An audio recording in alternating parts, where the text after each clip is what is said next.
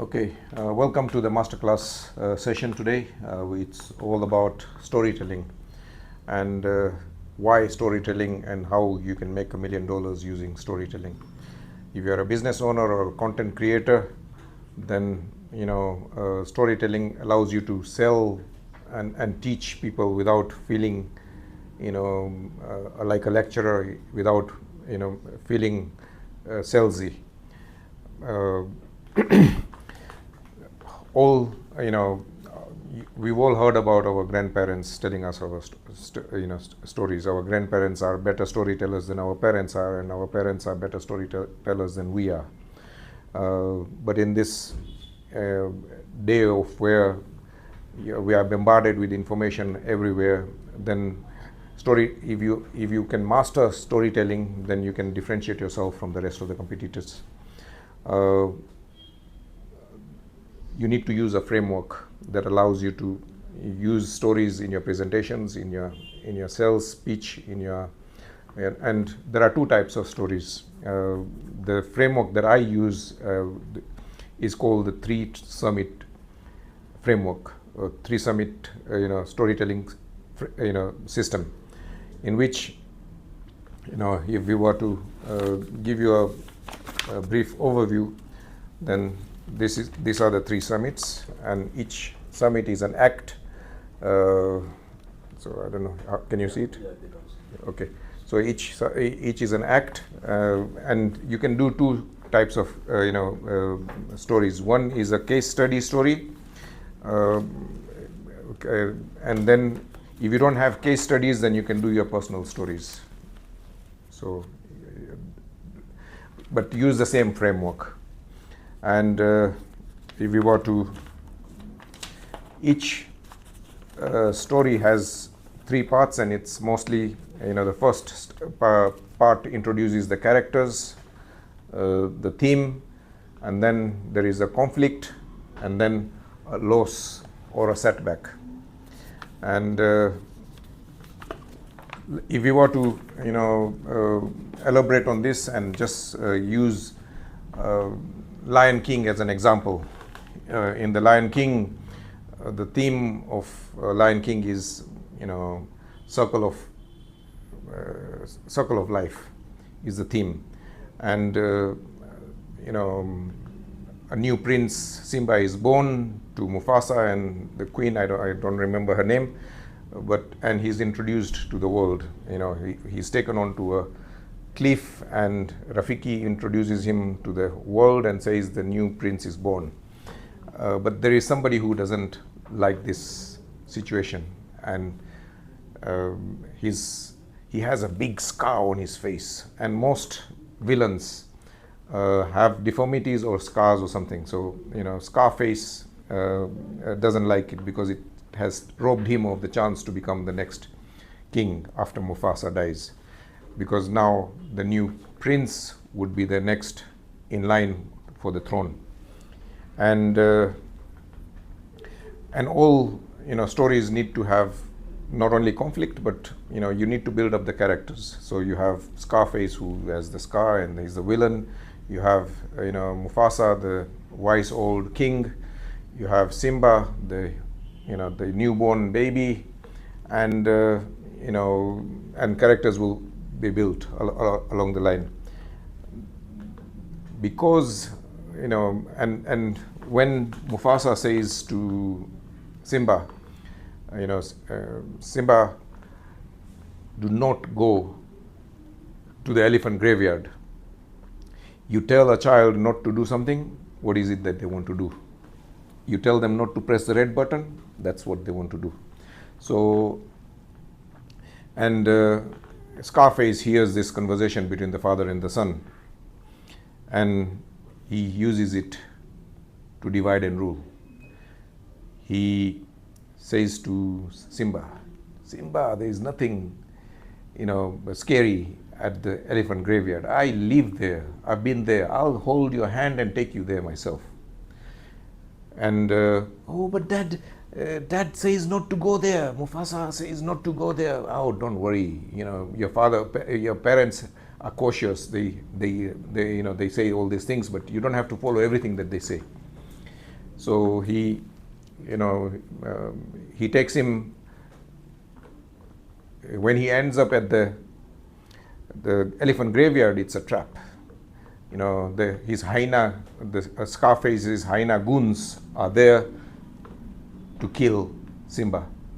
And in the conflict, Simba gets injured and gets scared, but luckily Mufasa makes an entry, saves the day. But while saving the day, he falls into a cliff, and this cliff, he's holding it with all his strength, but he can't lift himself. And then Mufasa comes as a savior, but we all know what villains do. Instead of saving, he hit him and made him fall, and Mufasa ends up dying because of the stampede in the valley. And who blames himself? So there is a loss and a setback, and Simba, the young Simba, immature Simba, blames himself for Mufasa's death and distances himself from the pride. He cannot show his face to the pride, and he finds a location with his Rafiki friend, the parrot, and whatnot. And he's having a good time until a catalyst appears into the scene, and it is his childhood girlfriend Nala, who now he has grown up, and both have grown up, and they have a romantic couple of days. And then Nala introduces the topic of Simba needs to come back because the pride is Scarface is starving the pride, and the whole animal kingdom is collapsing. And Simba says, no, I'm quite happy here. I'm comfortable here. I'm not the king. I don't want to be the king, blah, blah, blah. But, Nala being the lead hunter, she has to go back. Otherwise the pride will go hungry. And she goes back. But this forces an insight and forces, Simba to make the decision to go or not to go.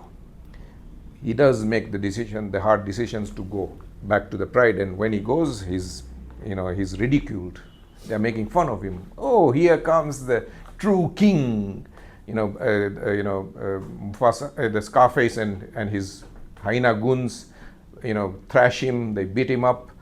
But in a small respite, he gets a memory of his father, the brave, wise king.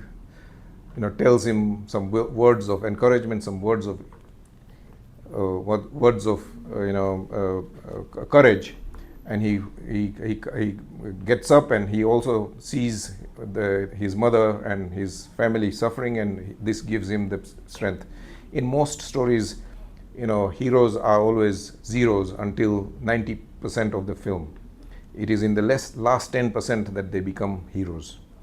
And so he then gets the courage, defeats Scarface and his hyena goons, and becomes the rightful king, restores the circle of life, and the pride, and the jungle thrives again.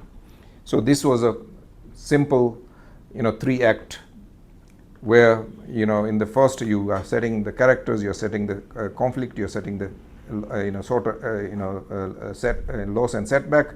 In the second one is the catalyst. Nala is the catalyst. Then he has the insight, and he has to make the difficult decision. It's in the last part that he then resolves the conflict, and there is a win-win situation.